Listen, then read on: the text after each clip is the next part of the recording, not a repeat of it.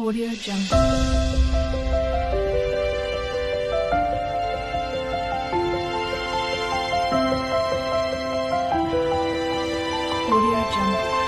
Hi hello and welcome to Sumi Aari world. இன்றைக்கி நம்ம என்ன பார்க்க போகிறோம் அப்படின்னு சொன்னால், இந்த ஃப்ரேமில் வந்து நம்ம நாடா சுற்றுறது எப்படிங்கிறது தான் பார்க்க போகிறோம். இந்த ஃப்ரேமில் வந்து நம்ம வந்து ஆரி ஒர்க் ஸ்டார்ட் பண்ணுறதுக்கு முன்னாடி இந்த ஃப்ரேமில் வந்து நாடா சுற்றுவோம். அது எதுக்கு அப்படின்னு சொன்னால், ஒரு சேஃப்டிக்காக தான். அதாவது இந்த இன்னொன்று பார்த்திங்கன்னு சொன்னால், நம்ம வந்து இந்த ஃப்ரேமில் வந்து கிளாத் ஃபிக்ஸ் பண்ணுவோம். அந்த கிளாத் ஃபிக்ஸ் பண்ணும்போது ஒரு க்ரிப்பு, நல்லா ஒரு க்ரிப் கிடைக்கும் இந்த நாடா சுற்றுறதுனால. அது மாதிரி நம்ம வந்து ஒர்க் பண்ண அந்த கிளாத்து வந்து லூஸ் ஆகிட்டே இருக்கும்.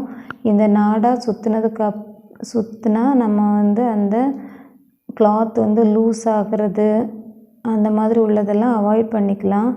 அது மாதிரி ஒரு சில ஃப்ரேம்ஸ் வந்து கிராக் விழுந்துடும், டக்குன்னு உடஞ்சி போயிடும். அதெல்லாம் ப்ரிவெண்ட் பண்ணுறதுக்காக தான் நம்ம வந்து ஃப்ரேமில் நாடா சுற்றுறது. அது மாதிரி இந்த வுட்டில் வந்து ஒரு சில கரைகள், ஒரு சில நேரம் வந்து நம்ம வந்து ஒயிட் மாதிரி உள்ள கிளாத்தெல்லாம் யூஸ் பண்ணும்போது இந்த வுட்டில் உள்ள ஸ்ட்ரெயின்ஸ் எல்லாம் அதில் வந்து பட்டு கஸ்டமரோட கிளாத் எல்லாம் வீணாகிறதுக்கு வாய்ப்பு இருக்குது. இதெல்லாம் அவாய்ட் பண்ணுறதுக்காக தான் நம்ம வந்து இந்த ஃப்ரேமில் வந்து நாடா, இது வந்து நாடா துணின்னு சொல்லுவாங்க, கடைகள்லாம் கிடைக்கும்.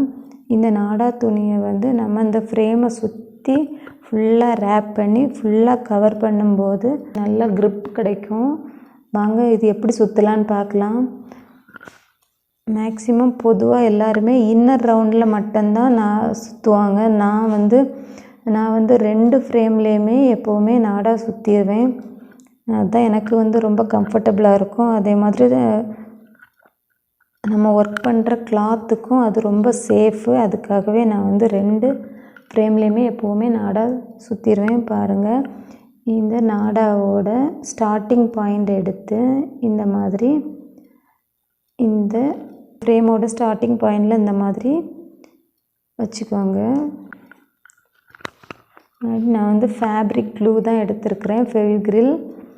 இந்த க்ளூவை வந்து இந்த ஃப்ரேமில் 4 பக்கமும் இந்த மாதிரி போட்டுக்கலாம்.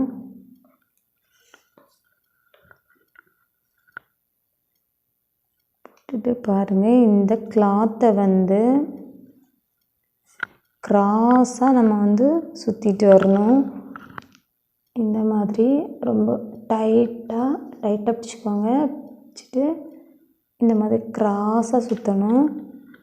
சுற்றும்போது இந்த நாடா துணியை வந்து இந்த ஃப்ரேமுக்கு உள் பக்கமாக விட்டு அந்த மாதிரி எடுக்கணும். பாருங்கள், இந்த மாதிரி கிராஸாக வர்றது மாதிரி சுற்றணும். இந்த நாடா துணியை வந்து இந்த ஃப்ரேமுக்கு உள் பக்கமாக விட்டு இப்படி வெளிப்பக்கமாக சுற்றிட்டு அடுத்த சுற்றும்போது மறுபடியும் அதே மாதிரி எடுத்து விடணும். அப்படி இல்லாமல் நம்ம சுற்றணும் அப்படின்னு சொன்னால் அந்த ஃப்ரேமை சுற்றி அந்த நாடா துணி வந்து சுற்றிக்கும், நாட்டு விழுந்துடும். அதுக்கப்புறம் நம்மளால் சுற்ற முடியாது. அப்படியே மெதுவாக ரொம்ப கவனமாக பண்ணுங்கள், இல்லைன்னா ஃப்ரேம் வந்து உடையிறதுக்கும் வாய்ப்பு இருக்குது. பாருங்கள், இந்த லைன்ஸ் வந்து எப்படி கிராஸாக வருதுன்னு இந்த மாதிரி கிராஸாக தான் சுற்றணும். அதே மாதிரி நம்ம வந்து க்ளூ யூஸ் பண்ணும்போது ஃபுல்லாக க்ளூ போட்டுட்டு அந்த மாதிரி நாடாவை சுற்றிடக்கூடாது. நம்ம தேவையான அளவு மட்டும் ஒரு குறிப்பிட்ட அளவு இந்த மாதிரி அப்ளை பண்ணிவிட்டு, இந்த மாதிரி ஒரு குறிப்பிட்ட இடத்துல வந்து அப்ளை பண்ணிவிட்டு நம்ம வந்து இப்படி சுற்றிக்கலாம்.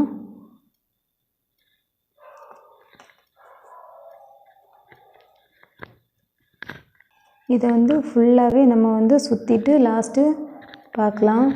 பாருங்கள், இந்த கிராக் விழுந்துருக்கிற இடத்துல வந்து அப்படி ஏதாச்சும் உங்கள் ஃப்ரேமில் வந்து இருந்துச்சுன்னா இந்த மாதிரி பண்ணுங்கள். எனக்கு கிராக் இருக்குது, அதனால் நான் வந்து இப்படி பண்ணுறேன்.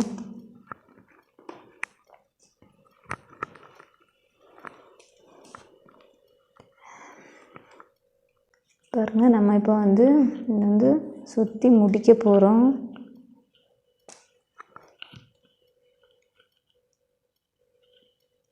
வந்து பாருங்கள் எப்படி தான் இதை வந்து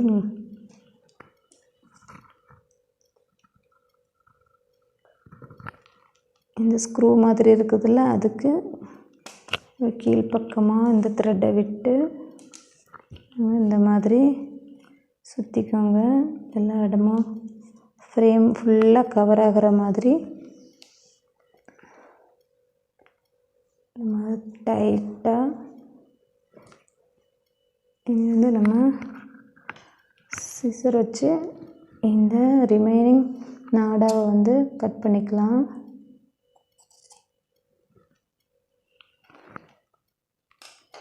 இந்த இடத்துல கொஞ்சம் ஜாஸ்தியாக கம் விட்டு இந்த மாதிரி நிறைய கம் அப்ளை பண்ணிவிட்டு லாஸ்ட் வந்து இதை வந்து நல்லா டைட்டாக இதில் வந்து ஒட்டி விட்டுக்கலாம்.